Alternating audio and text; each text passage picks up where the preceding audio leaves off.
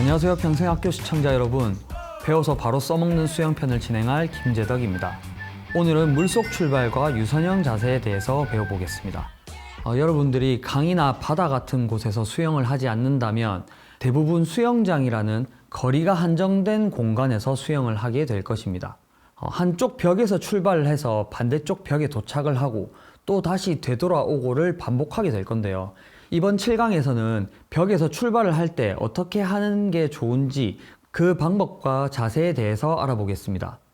먼저 수면에 걸쳐 있는 상태로 영법을 반복하는 자유형이나 평형 같은 경우에는 그 몸의 바닥면이 물속에 깔아앉아 있는 바닥면이 수면과 수평하게 만드는 게 수평뜨기 자세에서 중요하다고 말씀드렸죠.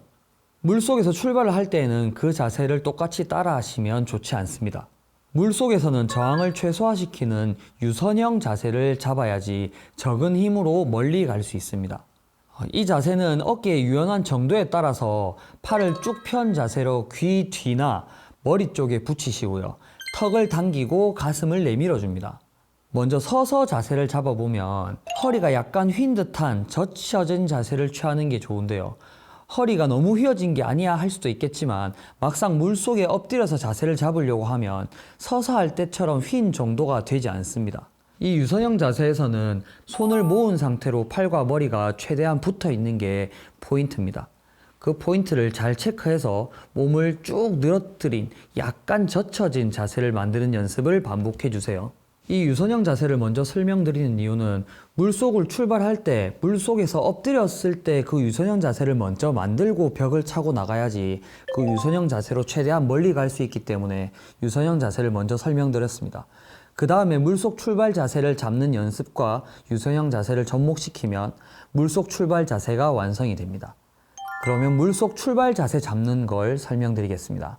선수들의 경기에서 출발을 할 때 출발대 위에서 다이빙을 해서 물속으로 들어간 뒤에 물속에서 자명을 하고 물 밖으로 빠져나오고 그 다음 영법이 시작되는 거 혹시 보신 적 있으신가요? 이 다이빙을 하고 너무 깊지 않은 적당한 깊이에서부터 서서히 떠오르기 시작합니다. 벽에서 출발을 할 때에도 다이빙을 하는 것과 같은 비슷한 깊이의 느낌을 만들어서 출발을 할 수 있는데요. 그게 바로 물속 출발 자세입니다. 지상에서 앉았다가 지면을 차고 올라가서 세로로 점프를 하듯이 물속에서는 가로로 그러한 자세를 만들어서 벽을 강하게 차고 나가면 진행 방향, 그 정면으로 쭉 힘있게 나아가게 됩니다. 그 자세를 만드는 방법에 대해서 알려드릴 테니까 집중하세요. 자, 먼저 물속 영상을 한번 볼까요? 물속에서 손끝부터 엉덩이까지 상체만 유선형 자세를 먼저 만들고 발은 벽을 차고 나갈 준비를 하는 이런 자세를 취해야 됩니다. 이 자세에서 이 상체 각도에서 이 발의 위치, 그 벽을 그대로 차고 나가면 딱 직선으로 나갈 것처럼 보이죠? 역시 직선으로 잘 나가죠?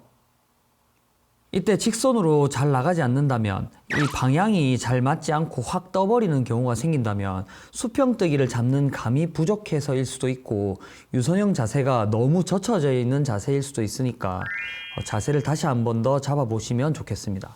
그리고 벽과 엉덩이 사이에 이 정도의 거리가 있어야지 발을 벽에 대고 차고 나갈 수 있는 공간이 생깁니다. 그래서 준비 자세 때 벽과의 거리를 조금 띄운 상태가 되는 게 좋아요.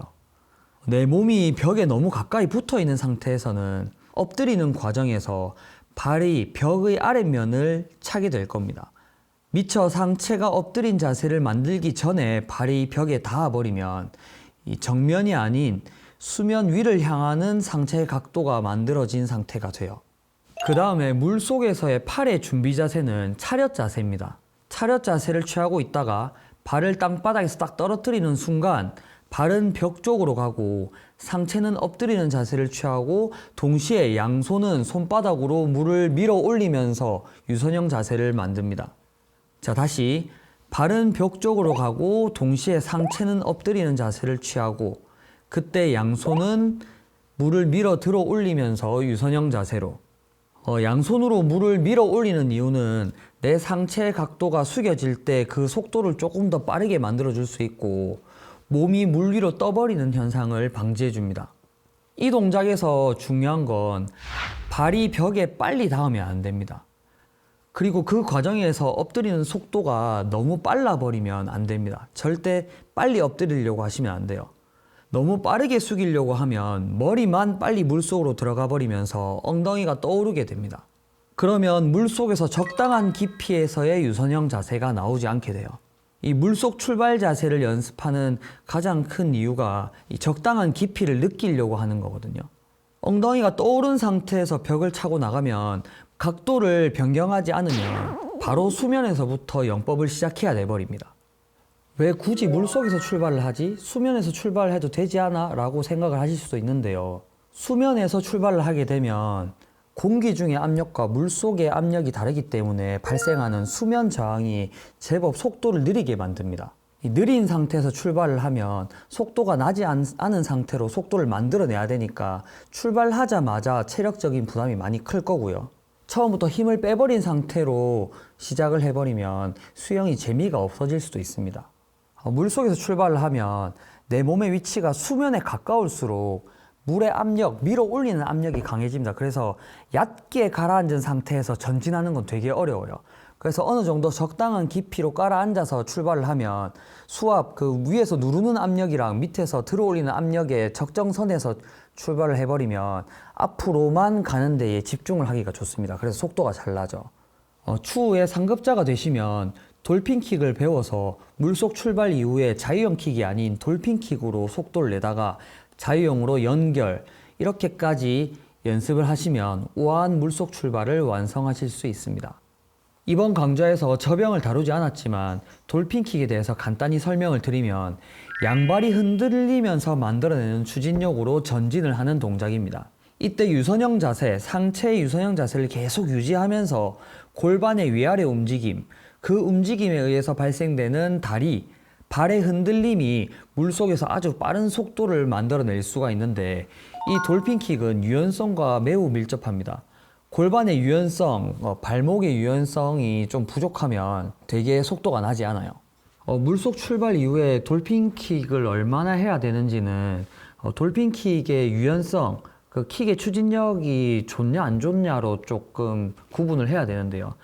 이게 돌핀킥의 추진력이 좋은 사람들은 그 상태에서 속도를 더 살리면서 좀 더 멀리 가는 게 속도를 내는 데 도움이 될 거고, 돌핀킥이 만들어내는 추진력이 약하신 분들은 억지로 속도가 안 나는데도 물속에서 돌핀킥을 반복을 하는 건 물 밖에 나와서 자유형 팔 돌리기를 연결을 하는 것보다 속도가 더 느리니까 돌핀킥의 추진력이 약한 사람들은 조금 빨리 올라오는 게 더 유리하겠죠.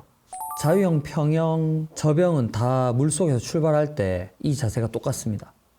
배영의 출발 방법은 조금 다릅니다. 배영은 배영의 스타트 자세가 따로 있는데 속도를 내는 연습을 충분히 한 상태에서 긴 호흡도 연습이 돼야지 배영 물속 출발도 가능해집니다.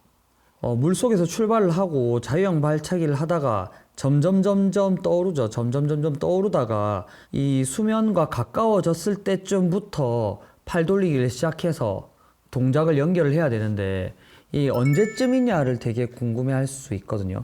사실 이건 눈으로 확인을 하고 내가 수면에 가까워졌다는 걸 확인을 한 뒤에 동작을 하는 게 아니라 많은 반복을 통해서 시선으로 바닥과 떨어져 있는 거리를 보고 느끼는 방법이 있고, 떠오르는 동안 발차기를 하다 보면 발이 먼저 물 밖으로 나올 수도 있습니다. 그러면 발이 물 밖으로 나왔다는 걸 발이 수면을 먼저 느낀 다음에 스트로크를 시작을 하면 이 동작이 또 연결이 자연스럽게 됩니다. 수면을 느끼기 위해서 가는 도중에 머리를 들어서 수면을 확인해 버리면 속도가 갑자기 죽어 버리거든요. 그리고 올라가는 각도가 많이 생겨 버리면서 다리가 가라앉기 때문에 연결을 할 때에 좀 자연스럽지 않겠죠. 이 물속 출발하는 자세를 많이 연습을 하다 보면 수영장의 깊이에 따라서 본인이 이제 조절을 할 수 있게 되거든요.